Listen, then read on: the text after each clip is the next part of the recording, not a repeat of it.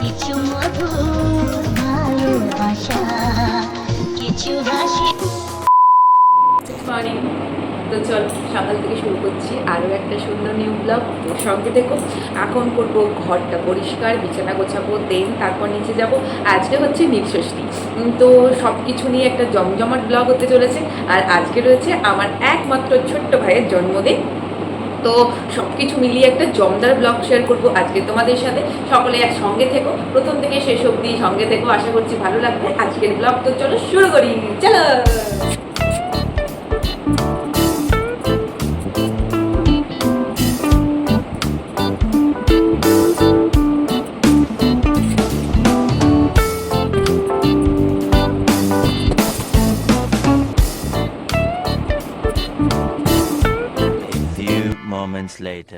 সকাল মানেই এক সুন্দর স্বপ্নের সূচনা। সেই ছোট ছোট স্বপ্নকেই জোড়া লাগিয়ে আমরা একটা স্বপ্নের মতো ঘর বানাই, আর সেই ঘরটাকে সুন্দর করে সাজিয়ে নিজেদের স্বপ্নগুলোকে ধীরে ধীরে বুনতে শুরু করি। গুড মর্নিং মাই ফ্যামিলি, ধন্যী মেয়ের আরও একটা নতুন ব্লগে সকলকে জানাচ্ছি অনেক অনেক অনেক সুস্বাগতম। শুরু করছি আজকে একটা নিউ ব্লগ। তো আজকে হচ্ছে নীলষষ্ঠী, তো সকলকে জানাই নীলষষ্ঠীর অনেক অনেক অনেক অনেক ভালোবাসা। তো চলো আজকে একটা সুন্দর ব্লগ শেয়ার করব তোমাদের সাথে, প্রথম থেকে শেষ অবধি সঙ্গে থেকো, আশা করব আজকের ব্লগও খুব ভালো লাগবে তোমাদের। তো আমার ঘর গোছানো কমপ্লিট, তো চলো এখন যাওয়া যাক।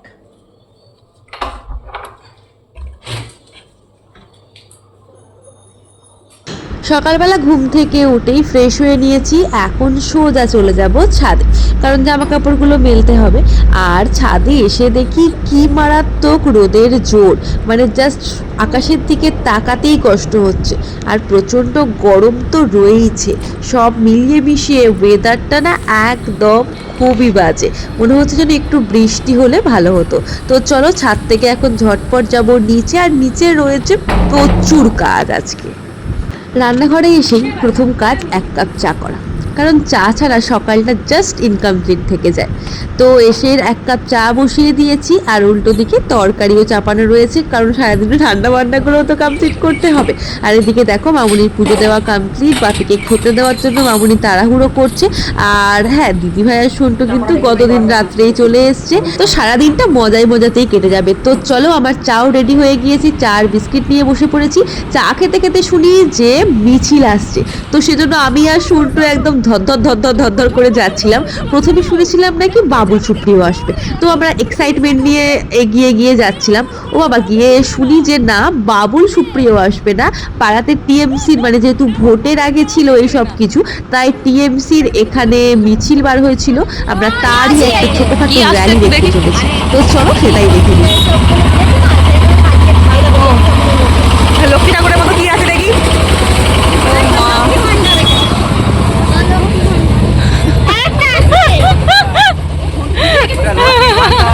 ও গিয়ে দেখে এসছে আর ভুল দেখে। সেকেন্ড ওয়ান,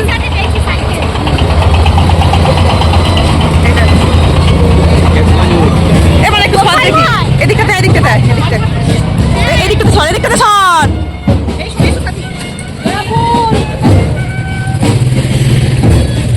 গাড়িটা তুলে গেল, হ্যাঁ গাড়ি থেকে নামা। কিন্তু আসছেটা কিছুই তো নেই, আছে নাকি এখানে? আছে বিকালে। বাবা এই তোরা কি করছিস রে? বাড়ি আসতে পারবি তো, কোথায় ছেড়ে দেবে? হ্যাঁ আর কিছু নেই, খতম হয়ে গেল।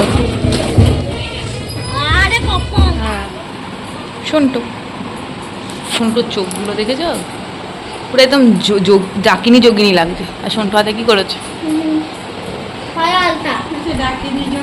পুরো চোখটা ডাকিনি যোগিনীর মতো লাগছে। তোর মায়ের মতন হয়েছে তরকারি, তোর মায়ের মতন হয়েছে? হয়নি বল, এটা কেমন হয়েছে? এটা কেমন হয়েছে? ভালো।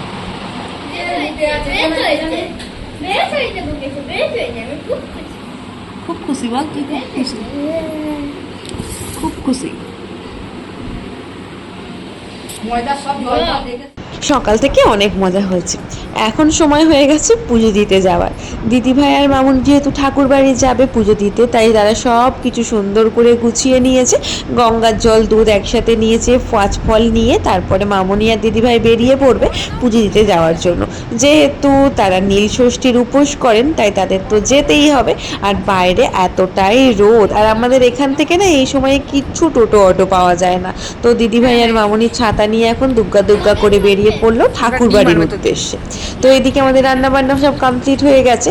তো এখানে হয়েছে আলুর দম, যেহেতু কথা ছিল ঘুগনি হবে কিন্তু ঘুগনিতে সবার মত ছিল না বলে আলুর দম হয়েছে চাটনি হয়েছে, সকালবেলা হয়েছিল আলু আর কুমড়োর তরকারি আর ছোলার ডাল।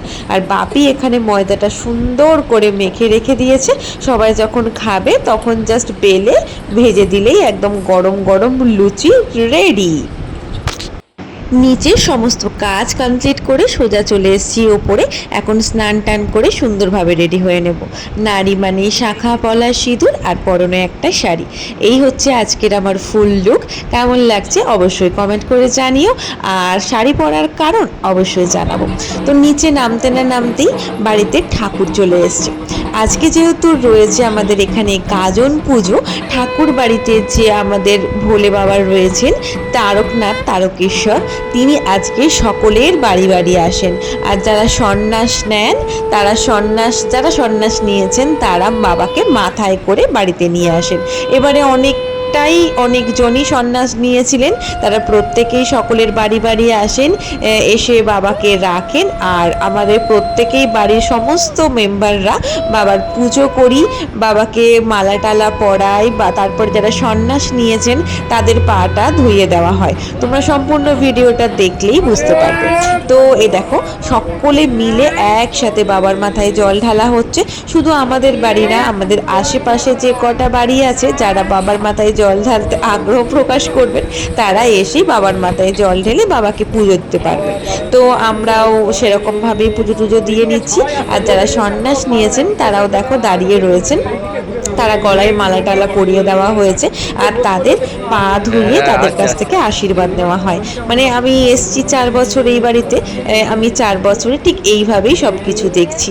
এটা একটা অন্যরকম পাওনা বলতে পারো। কজনের ভাগ্য হয় বলো বাড়িতে বাবাকে নিয়ে আসা।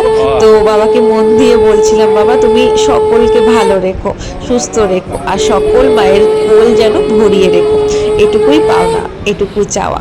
তো আমাদের পুরো কাজকর্ম কমপ্লিট, এখন যাব ঘরে, কারণ আমার পুজো দেওয়া এখনো বাকি রয়ে গিয়েছে। সব কাজ সেরে এখন ঠাকুর ঘরে মহাদেবের পুজোর জন্য। মহাদেব মানেই মনে একটা শান্তি, মহাদেব মানেই মনে এক অন্যরকম ভালোবাসা। সমস্ত আবেগ নিয়ে শিবের মাথায় একটু জল ঢেলে একটু প্রার্থনা তার চরণে।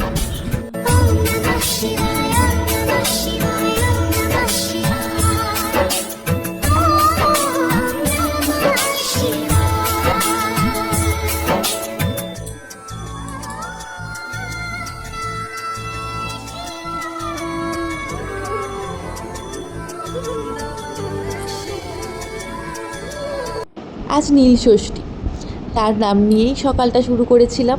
তার পুজো না করলে তো দিনটাই অসম্পূর্ণ থেকে যায়। আমার পুজো কমপ্লিট, অনেকটা বেলা হয়ে গেছে আর অলরেডি খিদেও পেয়ে গেছে। তো চলো এখন ঝটপট খেতে যাব, কারণ আমার জন্য সবাই অপেক্ষা করে আছে। তো দুপুরে এখন আমাদের খাওয়া দাওয়ার সময় হয়ে গেছে। সন্টু অলরেডি বসে পড়েছে খেতে, কিন্তু সে চামচ ছাড়া কিছুতেই লুচি টিসি ভাঙবে না। তো তার হাতে মেহেন্দি, কারণ কাল ছিল তার নাচের প্রোগ্রাম, সেই জন্য সে হাতে মেহেন্দি করেছিল। আর এখানে সমস্ত কিছু জোগাড় করে বাপি আর সন্টু আগে খেতে বসেছে, তারপর ওনাদের খাওয়া হয়ে গেলে তারপর আমি দিদিভাই মামুনি একসাথে বসে দুপুরের খাওয়া দাওয়া কমপ্লিট করে নেব। Good evening everyone. তো দেখো সন্ধে আবার রেডি হয়ে সোজা ঠাকুরবাড়ি। এবেলাতেও একটা সুন্দর শাড়ি পরে চলে এসেছি। বাড়ির কাছে পুজো মানে, বাড়িতে পুজো মানেই একটু শাড়ি পরার আনন্দ।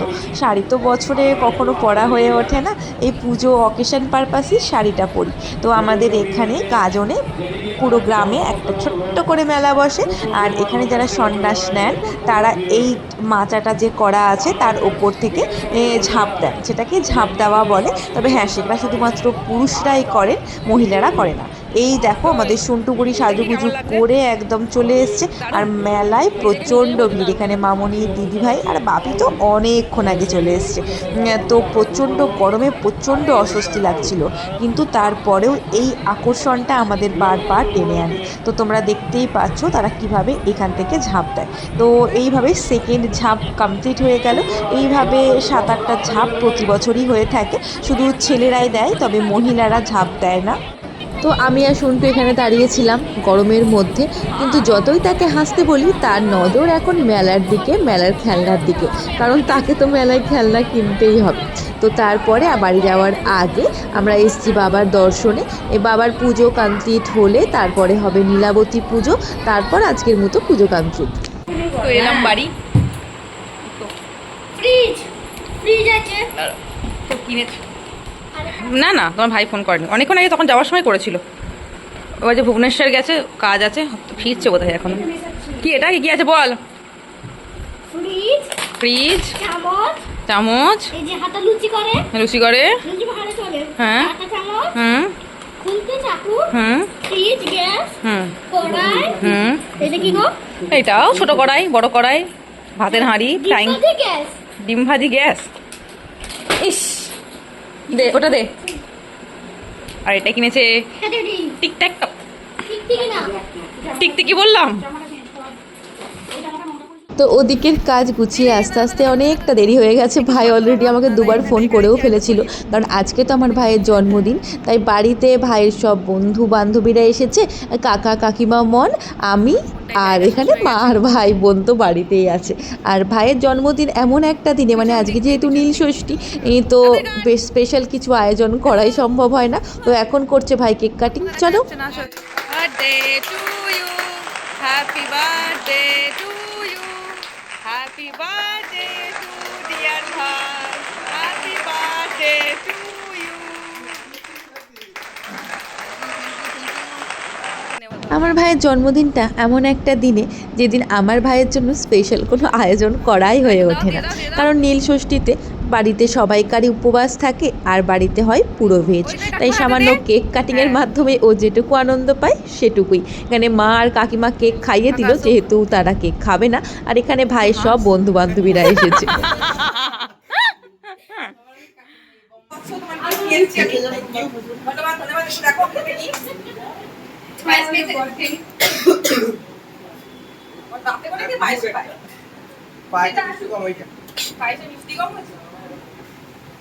মিষ্টি কম দিয়ে করেছি, বুঝতে পারিনি। সামনে নিয়ে আয় ক্যামেরাটা। করে নে। এই ঘোষ না দে আমাকে দে। করে নে। কতটা রাগ হয়েছে? ও বাস সো স্যাড। আমি ওই দিকটাতে যাই, একটু শর্ট দেখি, সাইড দে আমায়।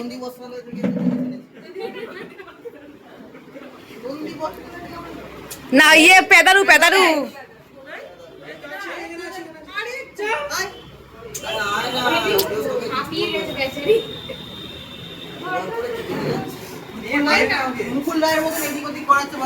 একসঙ্গে যা, দাঁড়া ছবি তুলে দিই। আরে পিছনে পিছনে দাঁড়া, পিছনে পিছনে দাঁড়া। আরে পিছনে পিছনে দাঁড়া, এতটা ক্যামেরা তো আসছে না। হ্যাঁ হ্যাঁ, এই যো গুড। আর টাকা ছবি তুলে দিই একটা, হাতে দিয়ে দে। এই যো একটা আনবক্সিং করে ফেল, সত্য ঘটনা অবলম্বনে।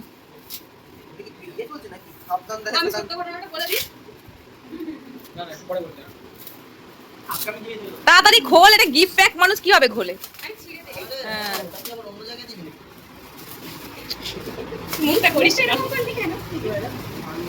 পাঞ্জাবি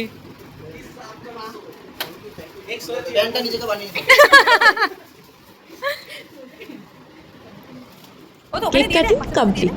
সাথে আমার ভাই অনেকগুলো গিফট পেয়েছে, সেগুলো তোমাদেরকে অলরেডি দেখিয়ে দিয়েছি। আর ভাইয়ের যে বন্ধুরা এসেছিল তাদের জন্য সামান্য কিছু আয়োজন, এই একটু কেক, একটু পায়েস আর মিষ্টি। আর মা লুচি আর ঘুগনি করেছিল, সেগুলোও দেওয়া হয়েছিল। তো এই দেখো এখানে পায়েস, কেক আর মিষ্টিটা আগে দেওয়া হচ্ছে, তারপর তারা যাওয়ার আগে লুচি আর ঘুগনি খেয়ে তারপরেই বাড়ি গেছে। তো চলো সব কাজকর্ম কমপ্লিট, এখন আমরাও খাওয়া দাওয়া করবো।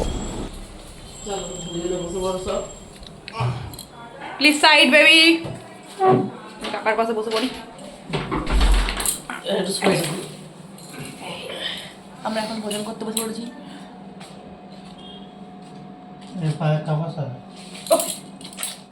বাড়ি থেকে এই আসলাম বাড়ি, সারাদিন মিলিয়ে মিশিয়ে জমজমক একটা ব্লগ শেয়ার করলাম তোমাদের সাথে। কেমন লাগলো আজকের ব্লগ অবশ্যই জানিও। তো চলো এখন ঘড়ির কাঁটায় বাজছে 11:30, আমি আমার ব্লগ শেষ করছি এখানেই। খুব তাড়াতাড়ি দেখা হচ্ছে নেক্সট আরও সুন্দর সুন্দর ব্লগ নিয়ে। ততক্ষণ পাশে থেকো, সাথে থেকো, আর অবশ্যই সাবস্ক্রাইব করে নিও। তো চলো আজকের মতো গুড নাইট অ্যান্ড টাটা।